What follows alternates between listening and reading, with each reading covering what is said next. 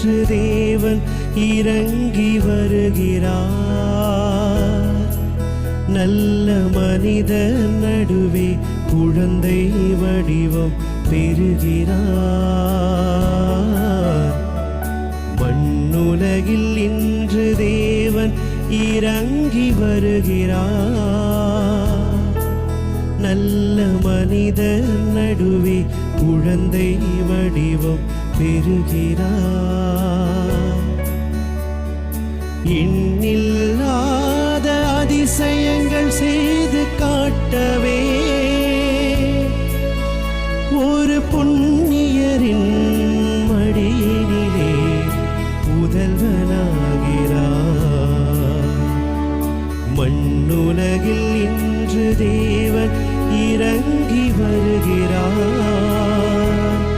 இறங்கி வருகிறார்.